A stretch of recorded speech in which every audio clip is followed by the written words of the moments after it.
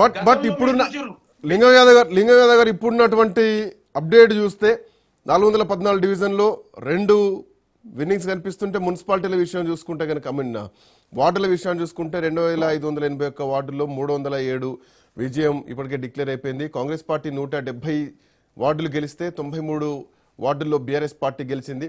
So పోటాపోటీగా వస్తుంది. గ్రామ పంచాయతీ ఎన్నికలకు మున్సిపల్ ఎన్నికలకు చాలా వేరియేషన్ కనిపిస్తోంది. బీఆర్ఎస్ పార్టీ కొంత ఇక్కడ ప్రతిపక్షం బలపడ్డది స్పష్టంగా కనిపిస్తోంది. ఏమైనా భువనగిరిలో 35 మున్సిపాలిటీలు ఉంటే 3 కాంగ్రెస్ గెలిచింది, బీఆర్ఎస్ 1, బీజేపీ కూడా ఒకటి గెలిచింది, ఇండిపెండెన్స్ 1.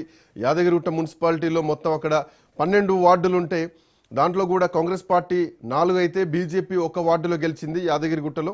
ఇంకా బీఆర్ఎస్ పార్టీకి సంబంధించినటువంటి అప్డేట్స్ కూడా రావాలి. సో ఇట్లా ఓవరాల్ ఎక్కడ చూసినా కానీ కాంగ్రెస్ పార్టీ వర్సెస్ బీఆర్ఎస్ స్పష్టంగా కనిపిస్తోంది. ఒకవేళ అంటే గ్రామ పంచాయతీ విషయం చూసుకుంటే అక్కడ మనం గుర్తుపైన వెళ్ళింది కాదు, పార్టీల గుర్తుపైన, కానీ ఇక్కడ పార్టీల గుర్తులు స్పష్టంగా కనిపిస్తున్నాయి. సో ఇదొక ట్రైలర్ లాగా బీఆర్ఎస్ పార్టీ ఖచ్చితంగా భావించడానికి అవకాశాలు కనిపిస్తున్నాయి ఈ వస్తున్నటువంటి ట్రెండ్స్ చూస్తే. సో ప్రభుత్వంలో కొన్ని మార్పులు జరగాల్సినటువంటి అవసరం ఉందా, పాలనలో మార్పులు రావాల్సినటువంటి అవసరం కనిపిస్తుందా? శ్రీకాంత్ గారు, ఇది ప్రజాస్వామ్యం. మరి ఎట్లా అంటారంటే ప్రతిపక్ష పార్టీలు ఒకటి కూడా గెలవకుండా అంటే ఇది అంత నియంతృత్వం ఉండదండి. ఇది నేనేమంటున్నా గెలవచ్చు. మీరు అన్నట్టు 2020 ఎన్నికలు చూసుకుంటే అసలు ప్రతిపక్షం లేకుండానే ఎన్నికలు జరిగినాయి. 100% స్ట్రైక్ రేట్ తోటి 7 మున్సిపాలిటీలు బీఆర్ఎస్ పార్టీ గెలిచింది. ఇప్పుడు అదృష్టం ఏంటంటే ప్రతిపక్షం ఉంది. సో దీంతో ఈ ఎన్నిక కొంత రసవత్తరంగా నడుస్తోంది. నేనేం చెప్తున్నా శ్రీకాంత్ గారు, 10 ఏళ్లల్లా ప్రతిపక్షాన్ని కనీసం స్వేచ్ఛగా ఎలక్షన్ లో పాల్గొనిచ్చే ఎక్కడ ఇచ్చారండి? మీరు మీడియా స్వేచ్ఛ లేకుండా చేసిరు, ప్రతిపక్ష నాయకులు ఉద్యమకారులని ఎవరిని కూడా కనీసం ఎక్కడ ఏ విధంగా నిర్బంధించడం మీకు తెలియదు కాదు. ఇవాళ ప్రతిపక్ష పార్టీ లేకుండా చేయాలనుకున్నారు, మేము ఆ విధంగా అనుకోవట్లేదండి. ఎందుకంటే ప్రజాస్వామ్యం మీద, రాజ్యాంగం మీద నమ్మకం ఉన్న పార్టీ ప్రభుత్వం, అది ప్రతిపక్షం కూడా ఉండాలంటున్నాం. మేము ఎప్పుడు కూడా ప్రతిపక్షం లేకుండా పోవాలి, ప్రతిపక్షం ఇది చేయాలని మాకు అంత లేదండి. ఎందుకంటే మాకు నమ్మకం ఉంది ప్రజాస్వామ్యంలో పాలకపక్షం ప్రతిపక్ష పార్టీలు ఉండాలంటున్నాం. అందుకే ముఖ్యమంత్రి గారు అన్నారు కదా, ప్రతిపక్ష నాయకులు మీరు రండి, సలహాలు సూచనలు ఇవ్వండి. అంతే తప్ప ఇవాళ ఎలక్షన్ ల ఒకటి కూడా అసలు బీఆర్ఎస్ అసలు 1 సీటు కూడా గెలవద్దని అంత ఉండదండి. ఎక్కడైనా గెలవద్దా? నేనేమంటున్నా, మెజార్టీ ప్రజలు ఇవాళ కాంగ్రెస్ ప్రభుత్వం వైపు ఉన్నారు, కాంగ్రెస్ పార్టీని గెలిపిస్తున్నారు. 1 గెలిచినంత మాత్రం మరీ గెలవకుండా చేయండి. ఇది ఎట్లాంటి ఇదే నిర్బంధాలు ఉన్నా మనం? మేము ఇది అందుకే ఇది స్వేచ్ఛాయుత ప్రభుత్వం కదా. ఇంత స్వేచ్ఛగా ఇంత వాతావరణంలో ఇవాళ ఎలక్షన్ జరిగినాయి. ఆయన్ని సీట్లు కూడా వస్తున్నాయంటే ఇవాళ గతంలో మరి మీరు చూసిరు, ఇదే శ్రీకాంత్ గారు 10 ఏళ్ల బీఆర్ఎస్ పాలనలో ఎక్కడైనా ప్రతిపక్ష నాయకులు మాట్లాడినిచ్చిరా? ఎక్కడైనా స్వేచ్ఛగా పని చేయనిచ్చిరా? వాళ్ళ ఆ విధంగా లేదు. అందుకే ఆ డిఫరెన్స్ ఇవాళ ప్రజలు చూపిస్తున్నారు. 1 సీటు 1/2 సీటు గెలిచినంత మాత్రం వాళ్ళు అయ్యేదేం లేదు. డెఫినెట్ గా నేను అదే చెప్తున్నా, మార్క్ మై వర్డ్, 70 to 80% స్థానాలు మేము గెలవబోతున్నాం. ఇవాళ ప్రజలు ఇంకా, ఎందుకంటే ఇప్పుడు మీరు చూసేది చాలా ఎర్లీ అండి, ఇంకా చాలా ఉన్నాయి. ఇది కూడా మెదక్ ఏరియా లాంటి ఏరియాలో చూసి మీరు అక్కడ ఉన్నటువంటి కౌన్సిలర్ స్థానాలు బహుశా వాళ్ళకి ఎక్కడ వస్తున్నాయి, అట్లా ఏమీ లేదు. మెజార్టీ స్థానాలు మేమే గెలవబోతున్నాం. ఇంకా బీజేపీ అన్న మాట్లాడుతుండు, మేము అది గెలుస్తున్నాం, ఇది ఎక్కడ గెలుస్తున్నారన్నా?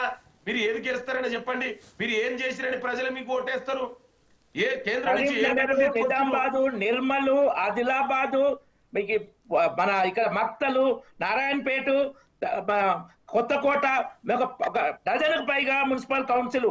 ఇంకొకటి కార్పొరేషన్, ఒక నిమిషం, కార్పొరేషన్ లో కాంగ్రెస్ కు ఎంత శాతం ఓట్లు వస్తాయో బీజేపీకి అంత శాతం ఓట్లు వస్తాయి ఈక్వల్ గా. మీరు శ్రీకాంత్ గారు వీలైతే తీయండి, కార్పొరేషన్ లో కాంగ్రెస్ కు ఎంత శాతం ఓట్లు వస్తాయో అధికార కాంగ్రెస్ కు, బీజేపీకి ఈక్వల్ గా అంత శాతం ఓట్లు వస్తాయి. శ్రీకాంత్ గారు, మా అన్నకు ఉన్నటువంటి కాన్ఫిడెన్స్ మంచిదే, డెఫినెట్ కూడా మీరు బీజేపీ ఆ మాత్రం కాన్ఫిడెన్స్ ఉండాలి. కాన్ఫిడెన్స్ మీ కాన్ఫిడెన్స్ తప్పు నేను పట్టట్లేదు, ఎందుకంటే ఒక నాయకుడుగా ఆ కాన్ఫిడెన్స్ మీకు ఇవ్వాలి. కానీ రియాలిటీలో మిమ్మల్ని అడుగుతున్నా, రామరెడ్డి గారు నిజామాబాద్ లో మీ పొజిషన్ ఏం చెప్పండి? 3,40,000 ఓట్లు, 3,07,000 ఓట్లు ఉన్నాయి. రామరెడ్డి గారు, కార్పొరేషన్ లో మీ పొజిషన్ చెప్పండి. రామరెడ్డి గారు, మీరు చెప్పిన ఈ లెక్కలు మొత్తం సరే, మీరు నిజామాబాద్, ఆదిలాబాద్, కరీంనగర్ లేదంటే మహబూబ్ నగర్, ఇక్కడ ఉన్నటువంటి బీజేపీ బలం మొత్తం కూడా అది బీజేపీ ఓటు బ్యాంక్ లాగా చూడాలనా, లేదంటే వ్యక్తిగతంగా ఉన్నటువంటి చరిష్మా ప్రకారం చూడాలనా? సో కాంగ్రెస్ పార్టీ అంటే Congress party vote bank, BRS party vote bank ఉంటుంది. ఫస్ట్ పార్టీనే ఫస్ట్ పార్టీని అక్కడక్కడ బండి సంజయ్ గారి ప్రభావం పార్టీకి అదనంగా కరీంనగర్ లో ఉంటది, అరవింద్ గారి ప్రభావం పార్టీకి అదనంగా నిజామాబాద్ లో ఉంటది. కానీ ఎక్కడైనా ఫస్ట్ పార్టీ తర్వాత లీడర్లు బలంగా ఉంటే అది ఇంకా మల్టిపుల్ అవుతాయి అన్నట్టు.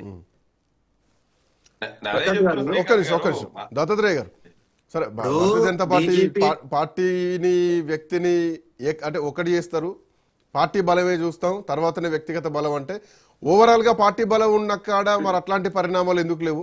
వ్యక్తి బలంగా ఉన్న కాడనే బీజేపీ బలంగా ఉన్నది స్పష్టంగా కనిపించింది. గతంలో ఈటల రాజేందర్ హుజరాబాద్ నుంచి పోటీ చేసినప్పుడు బీజేపీ బలానికి అంతకుముందు బీజేపీ బలానికి చాలా తేడా ఉంటుంది. సో అది వ్యక్తిని కేంద్రంగానే బీజేపీ బలం కనిపించిందే ఇప్పటివరకు రాష్ట్రంలో తప్ప ఈవెన్ మునుగోడు ఉప ఎన్నిక టైంలో కూడా రాజగోపాల్ రెడ్డి బీజేపీ